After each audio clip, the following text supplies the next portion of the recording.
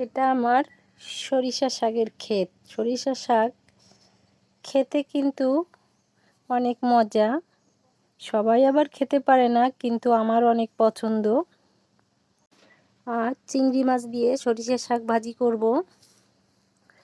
প্রথমে সাদা তেল দিয়ে পেঁয়াজ রসুন কুচি, মরিচ, কাঁচা মরিচ দিয়ে আমি ভেজে নিব। হালকা ভেজে আমি চিংড়ি মাছ দিয়ে দিব। ধুয়ে বেছে রেখেছি ছোট চিংড়িগুলো দিয়ে আমি লাল লাল করে ভেজে নিব। চিংড়ি মাছ শিলপাটায় বেটেও দেয়া যায়, তো এটা খুব ছোট চিংড়ি, তাই আমি পেঁয়াজ রসুন মরিচের সাথে ভেজে দিব।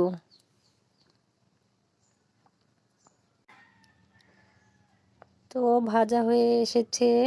এবারে আমি ধুয়ে কুটে রেখেছি আমার ক্ষেতের সরিষা শাক।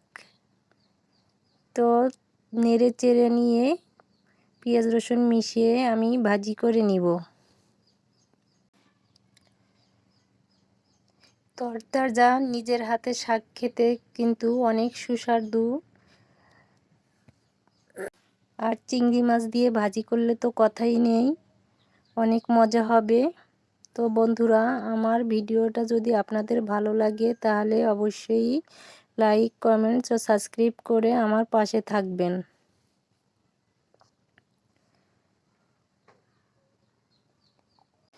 আমি স্বাদ মতো লবণ দিয়ে দিলাম। এখন নেড়ে চেড়ে শাকগুলি ভেজে নিব।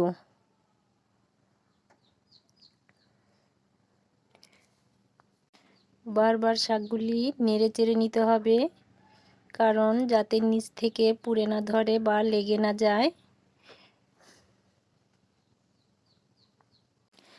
এভাবে নেড়ে চেড়ে শাক ভাজি করে নিলাম। তো বন্ধুরা, আমার শাক ভাজি হয়ে গেছে। সবাই ভালো থাকবেন। আল্লাহ হাফেজ।